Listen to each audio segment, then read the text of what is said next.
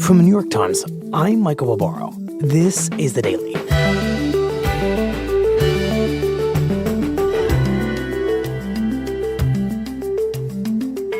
For months, Democrats have downplayed questions about President Biden's age and his memory. That just got much harder to do. My colleague, Peter Baker, explains.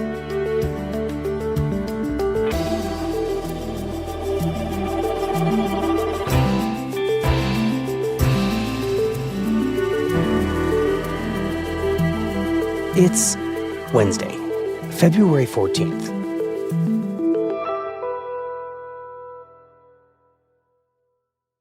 Peter, when the special counsel report was released a few days ago and ignited into a national conversation about President Biden's age and memory, all of us here at The Daily thought of you because you've covered Biden for decades now. You've seen him up close as a senator, as vice president, now president. You've watched him age. And in your role as chief White House correspondent, you've been examining what it means for Biden to be the oldest president in American history. So I just want to start there with your own observations. Well, yeah, the reality is that Joe Biden has aged, and it's hard not to notice. And I think over the past few years, that aging has been a pronounced process. There's a real change occurring. Not surprising. It's normal for somebody of his age. In many ways, obviously, he's as healthy and vigorous as any 81-year-old you can see. He rides bikes, he exercises. But it's hard not to notice when you watch him up close. Well, just explain what you mean when you talk about this aging. Like you said, everyone ages, but let's talk about the specifics of Biden aging here. Well, there's the public presentation, right? What you see when he shows up in the East Room, for instance, or the podium. You see it in his gait, first thing out, right? He's walking to the podium and he kind of shuffles now into rooms. And he has taken a few falls recently. You know, he once fell on his bike and that was recorded by cameras, which was embarrassing to him. So that's the visual element. That's what we see. And then, you know, there's also the verbal element. They had to work hard to show patience and be willing to travel over 1,000 miles. You could say even this harder than getting a ticket to the Renaissance tour or Britney's tour. She's down in, it's kind of warm in Brazil right now. You can hear him in his extemporaneous speaking sometimes trail off mid-sentence. With 40% of all products coming into the United States of America on the West Coast go through Los Angeles and what am I doing here? Is it Long Beach? Long Beach, thank you. Or, you know, struggling to find his way back. There is some movement, and I don't want to, well, maybe choose my words. There's some movement. There's been a response from there's been a response.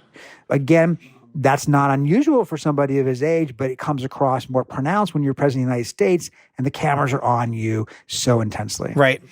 And I think what really stands out for a lot of people, particularly lately, has been his memory. You know, he will confuse people, for instance, mentioning Helmut Kohl when he means Angela Merkel, different chancellors of Germany. Helmut Kohl, of course, has been dead for a number of years. Same with France. He confused Francois Mitterrand, the late president of France, with Emmanuel Macron, the current president of France. In my reporting, even talking with people about private moments with the president, what's striking is like administration officials, for instance, who haven't seen him in a while, or former aides who are catching up with him after a number of months. What they'll say is how surprised they are at how much he has aged. They too notice it when they haven't seen him for a while, and it's been striking to them. So it's not just even what the reporters are seeing, but the people who are around him. Peter, I'm curious in your reporting how you're separating what might be kind of superficial about what, for example, these former aides are telling you, or what we all see, you know, the president forgetting a foreign leader's name, mistaking it, how you separate potentially a common variety of someone getting old and having a lapse from what's truly worrisome about this as a journalist. Yeah, I mean, that's a fair question. And what we've tried to do is do a lot of reporting to distinguish between the two, right? Between the superficial, does it really matter if he gets the name wrong here or there? And is his judgment affected? Is his ability to process information and make important decisions affected? And that's what really, of course, matters most in a president and a commander in chief, especially at a time when we have so many crises. And so a few months ago, right, a team of us at the time spent weeks talking to dozens of people around Biden. And what we found is basically there are sort of these two Bidens coexisting side by side. There's the one who does forget names and places and may trail off in the middle of a thought. But then there's the Biden that behaves the way you would expect a president to act, to really grill his aides on what's going on and make sure he has all the information. In fact, to correct them when he thinks that they're wrong, to make crisp decisions when they are necessary, to make wise decisions in the face of these enormous challenges and crises that a president can face. And so there's one story, for instance, about the president being on a trip to Asia a number of months back and being woken in the middle of the night to find out that a missile had struck Poland, which of course is a NATO ally of America. And this is a real crisis because the fear was that Russia, in its war with Ukraine, had hit a NATO ally, which would have been a massive escalation. Right, I remember it. Right, and in the middle of the night, he's woken up to deal with this crisis. And as his aides describe it, and of course, it's his aides, we're not there, but as they describe it, he does what you want a president to do. He gets in touch with the president of Poland and the NATO Secretary General, and he really leads the world through this crisis. And as they discover, fortunately, it turned out not to be a Russian missile, and it was not an intentional escalation, and the crisis was diffused. But that's the two Bidens you're seeing, the one that you don't see as much on TV or in public, who is doing the job that the voters want him to do. Right. The conclusion you and our colleagues seem to have drawn, and correct me if I'm wrong, is that even if Biden's memory and his verbal agility is in any kind of decline, in the moments that matter, the president functions highly. And in those moments of functioning highly, most of them are off camera. Yeah, that's right. Look, in interviewing all these people who have been around him, aides, administration officials, allies, congressional officials, even foreign diplomats, nobody has said to me they don't think he can do the job.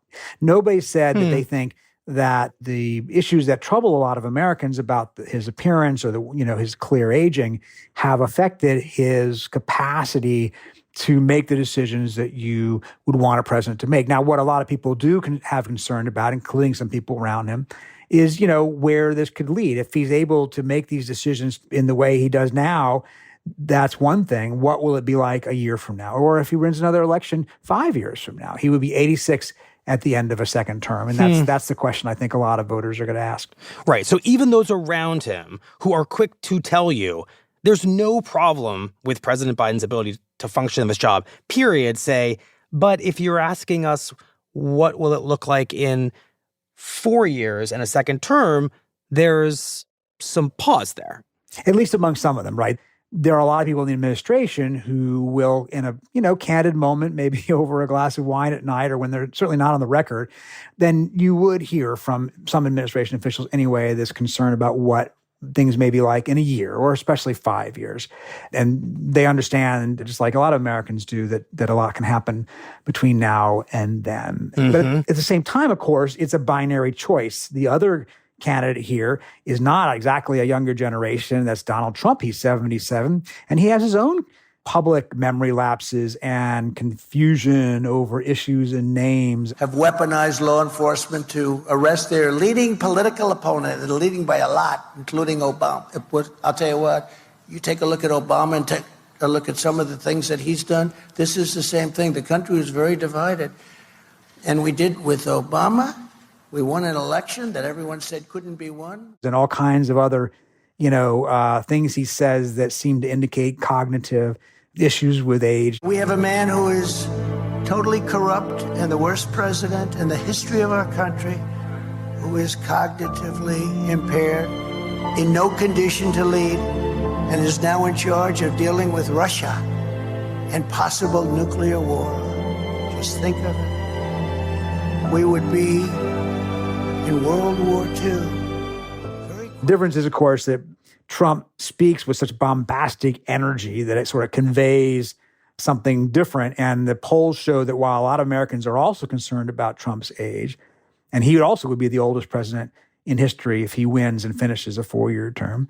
Not as many voters are quite as concerned as they are with Biden. That the age issue has definitely been more damaging politically for Biden so far than it has been for Trump. Right. So fairly or unfairly, and I'm sure to those in Biden world it's unfair, the reality is that the age issue cuts both ways, but it seems to bruise Biden more. Right. So I think it's fair to say that is the complicated backdrop against which the special counsel report is released. Exactly. So Robert Hur was the special counsel appointed by Attorney General Merrick Garland to look into why President Biden had kept classified documents from his time as vice president, even going back to his time as Senate. And these documents were found in his office and home in Wilmington, Delaware. That's not where they're supposed to be. Right. And of course, President Trump, since he had already been investigated for something similar, they had to make sure to look at this in a serious way as well. So Robert Hur was a Republican U.S. attorney appointed by Trump and then picked by Merrick Garland to handle this very delicate case, because that way, nobody could say that if he found no issue that he was a partisan Democrat. In fact, he has a pretty nonpartisan reputation. And he spent a long time, like about a year, looking into this. And he decides that there is not a crime here to charge President Biden with, which is obviously a big relief to the president. Mm-hmm. But this legal exoneration is unfortunately for Biden a political nightmare. The bombshell in the report is why Robert Hur says he can't charge the president. And one of the reasons he says is the president's memory is so bad that he couldn't establish Biden's intent to willfully retain the documents or why these documents were stored the way that they were. Mm-hmm. Which is an extraordinary claim. I mean, to some, it was inflammatory. How does the special counsel, how does Hur justify coming to that conclusion that the reason, or a big reason, he can't charge Biden is because the president's memory is so faulty? Right, exactly. So Hur sits down with President Biden for 5 hours of interviews over 2 days. And in his report, Hur ticks through these key moments when the president can't seem to remember important moments, or at least remember the specifics of when they happened. For instance, he said he couldn't remember reading out loud his notes to the ghostwriter of one of his books, although obviously he did do that. And in reading those out, read out classified information. He couldn't remember exactly when he was vice president. At one point he says, if it was 2013, when did I stop being vice president? He was trying to recall, in 2009, am I still vice president? So he couldn't place the dates correctly, at least not initially. And according to Robert Hur, even most explosively, President Biden couldn't remember the year that his son, Beau, died, even within several years. And I think that in particular was a powerful thing for Robert Hur to report.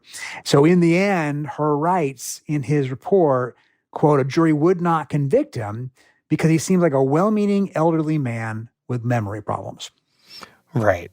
I think a lot of people who saw that language, Peter, thought, does this special counsel have it in for Joe Biden? I mean, you described him as nonpartisan, but this is a very official legal document, and the conclusions and the language that he arrives at are pointed and seemingly embarrassing, and in the context of a campaign, pretty damaging. And so the thinking becomes, is there a backstory here we need to understand?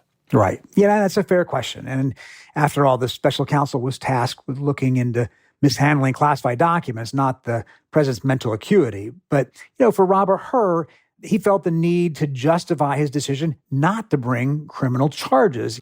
And so the examples needed, I suppose, in his mind to be as revealing and telling as they were in order to explain the conclusion that he made. Right, because whatever this issue was before this report was released, Biden, his age, his memory, all those questions, it was suddenly on steroids. It was suddenly something really hard to not look at and talk about and think about. Absolutely. This is not a poll. This is not a reporter writing a story. It's not a columnist or a commentator making gratuitous comments. It's not Republicans chopping up his videos and putting them out in a damaging way. This is an official report, and it is saying that a conclusion about whether or not to charge the President of the United States has been based on his ability to remember things or not remember things, as the case may be. And the line then becomes, well, if he's not fit to be a defendant in a trial, is he fit to be President of the United States? And you can imagine how this goes over in the White House, right? This is infuriating to them. Biden land is absolutely livid. The president is absolutely livid. And so he decides to fight back.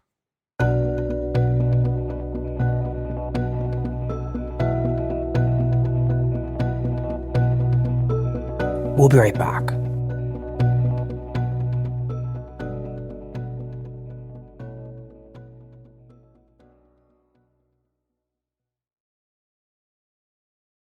So, Peter, how does President Biden end up fighting back against this special counsel report that turns out to be so embarrassing for him?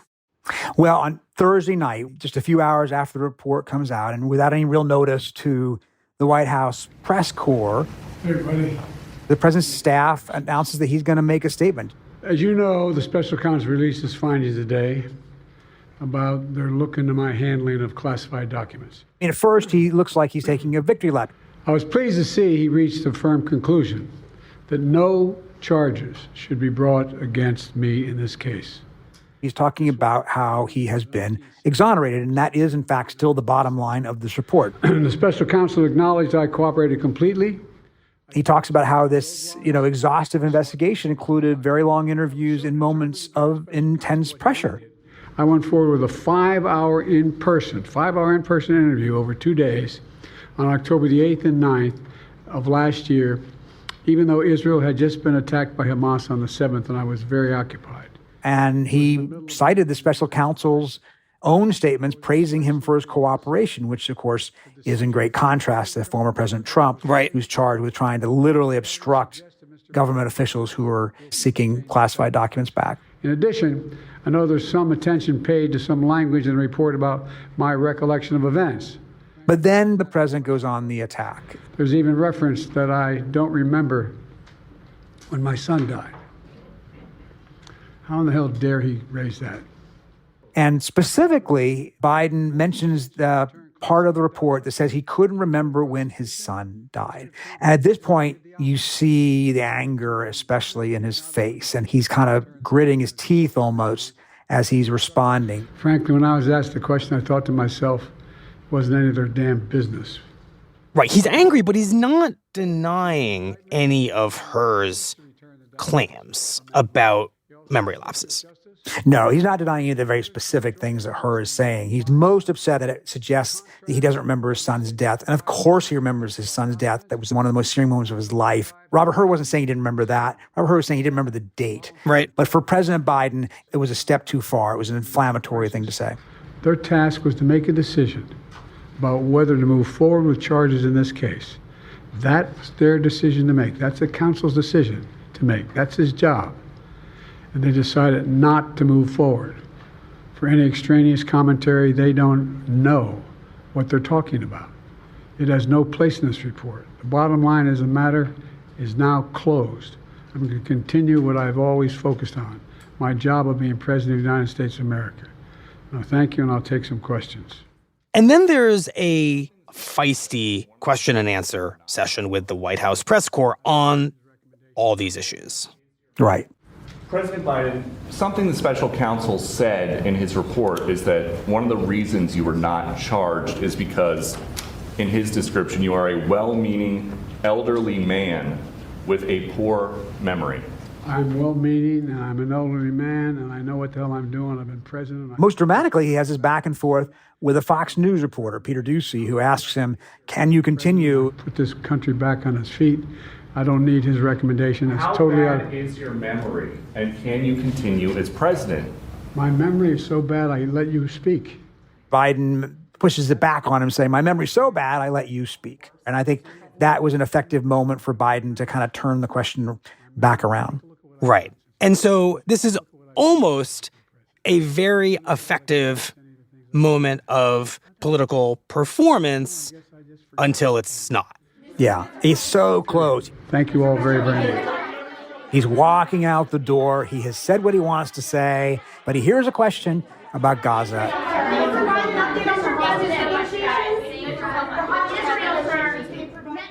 And he decides to turn around and come back to the podium and back to the microphone to answer the question. And he gives some actually important news there. He says, The conduct of the response in Gaza, in the Gaza Strip, has been over the top.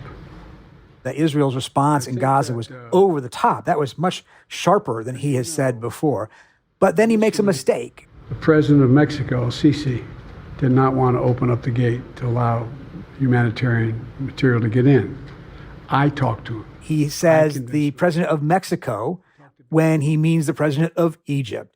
And it's not that big a deal, obviously, but in this moment, Right. in this particular moment when people are focused on his memory and his ability to speak correctly, in the end, it distracts from the message he had just delivered about how sharp he was. Right. Once this news conference is over, it did feel pretty clear that something had changed, right? And that when it comes to this question of his memory, his acuity, this was something of a turning point. And the question becomes, how much of a turning point? Does it matter? Will it go away? And I'm curious, does this moment change anything about how the Democratic Party treats Biden at this very important moment when he's the presumed nominee coasting towards becoming the party's candidate for re-election? And does it change how Biden conducts himself as president and as candidate? Yeah. Let's start with the party. I mean, there are Democrats like David Axelrod, who, of course, was Obama's top advisor and who knows Biden well from the time he was vice president, who are saying that age is a real issue and that they need to take it seriously. They have questioned whether it was a great idea to nominate a candidate of this age in a race that's so important from the Democratic point of view to win. Mm-hmm. But is this a turning point in the conversation? I mean, the thing is, I think prior to this report, the White House had done a pretty good job of trying to tamp down concern in the Democratic Party to the point where they had convinced a lot of the people who may have their doubts about him to recognize he was going to be their candidate anyway. So it was time to try to move on past that issue and not focus on it. And then you have this report come out that puts it front and center again and causes a lot more hand-wringing inside the party about what they're going to do with a candidate who's 81 years old. Yes, but at a stage in the Democratic nomination process where it does feel more or less impossible to do anything about it. Yeah, I mean, the reality is nobody can talk Joe Biden out of running at this point, except maybe his wife, and she's all on board. So he has spent decades trying to become the president of the United States, and then you want to tell him not to run again? No way. You know, he feels, I think, very aggrieved at this idea that he shouldn't run for a second term when he feels like he's done a really good job in the first term so far. And he also feels he is uniquely suited to beat Donald Trump because he's the one guy who did beat Donald Trump in 2020, right? And in fact, other Democrats deferred to him, whether they thought it was a good idea or not. Really, nobody challenged him. I mean, Dean Phillips, a congressman from Minnesota, got in the race and he got clobbered in the New Hampshire primary where Biden wasn't even on the ballot and people wrote him in. So there is no plausible scenario at this point for any candidate other than President Biden unless something happens between now and the election that forces a change. Right. Nor, and it seems important to mention this, is there anything approaching a meaningful public call to even have that conversation at this point? Exactly. They recognize that that conversation is too late to have at this point. And so a lot you hear from some Democrats, even the ones who are uncomfortable with that, you know, a call to say, enough of the discussion about this. We need to figure out how to beat the other guy, not so much beating up on our own guy. Right. And so, in effect, the baseline strategy is to say, okay, sure, Biden is old, but Trump is crazy. That's the argument they're going to make. And wouldn't you rather have a well-meaning but elderly guy, to paraphrase Robert Hur's report, versus a person who, in their view and in the view of a lot of Americans, is reckless and dangerous. Mm-hmm. And then Trump himself decides to say something that will play right into the Democratic strategy. Well, Just thank explain you that. very much. South Carolina. We've had a great relationship with South Carolina.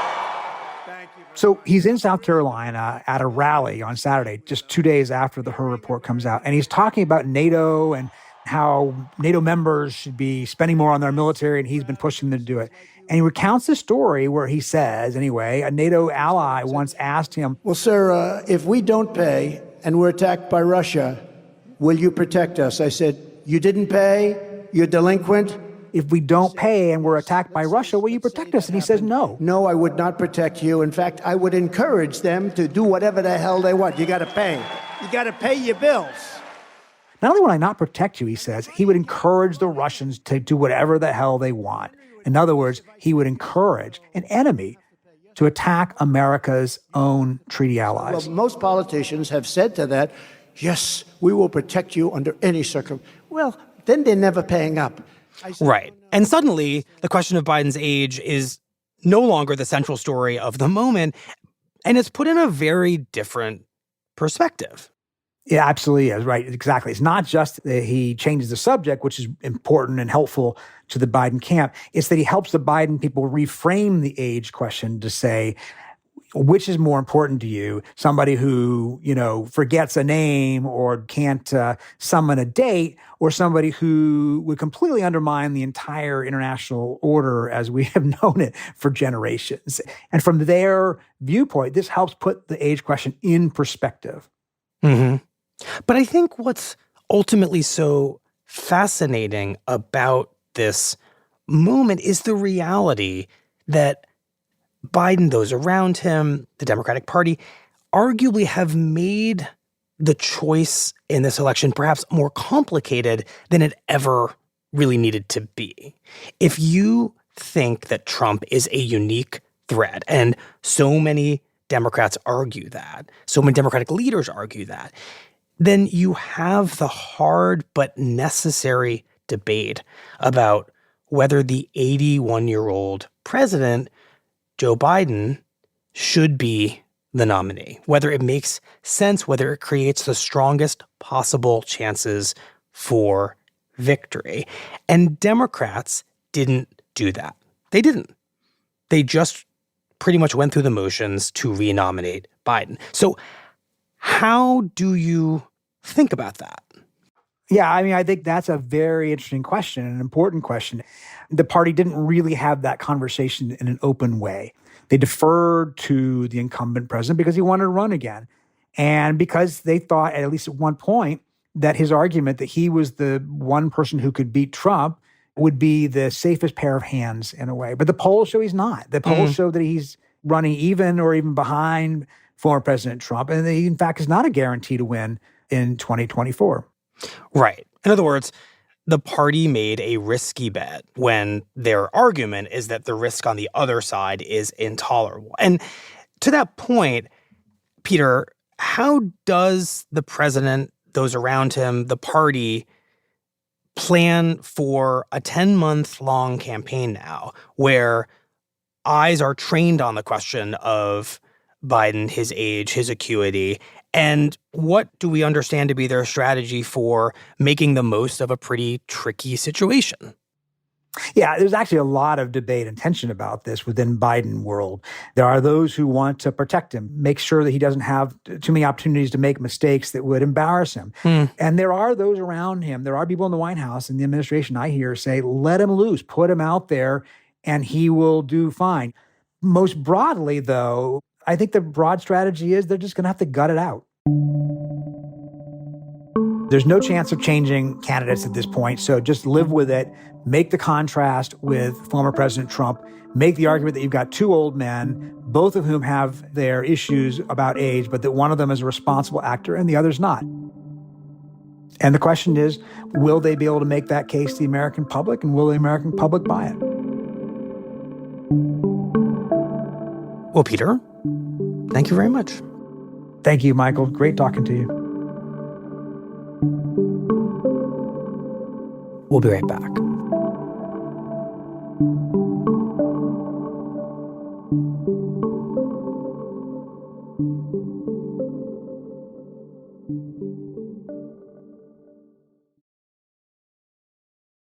Here's what else you need to know today. Today, after not just a long night and weekend, but after months of work, we can say it's been worth it. On Tuesday, after months of tense bipartisan negotiations, the U.S. Senate passed a long-awaited foreign aid package for Ukraine and Israel that now appears doomed in the U.S. House. The $95 billion aid package was originally linked to tougher security measures at the U.S.-Mexico border, as congressional Republicans had demanded. But once former President Trump denounced that bill, the Senate proceeded with legislation that funded Israel and Ukraine without border security. Despite overwhelming support for the legislation in the Senate, Republican House Speaker Mike Johnson said he would refuse to bring the bill up for a vote in his chamber because it lacks border security, despite opposing the version of the bill that contained border security. And I call on Speaker Johnson to rise to the occasion, to do the right thing, bring this bill to the floor.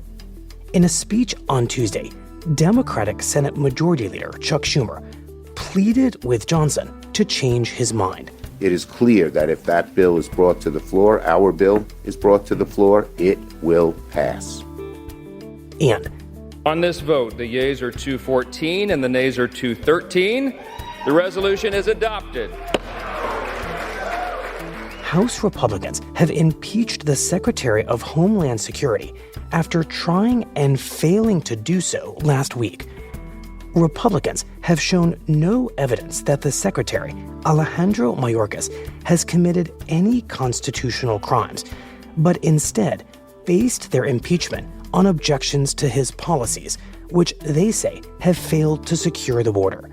There is no chance that Mayorkas will be convicted in the Senate, which is controlled by Democrats. Finally, in the closely watched special election to fill the seat of Republican Representative George Santos of New York, who was expelled over his lies and financial schemes, the Democratic candidate, Tom Suozzi, has defeated his Republican opponent. Because Democrats have flipped the seat, Republicans can now lose only 2 votes on any partisan bill. Today's episode was produced by Carlos Prieto and Michael Simon Johnson. It was edited by Rachel Quester with help from Paige Cowett, contains original music by Chelsea Daniel, and was engineered by Chris Wood. Our theme music is by Jim Brunberg and Ben Landsberg of Wonderly.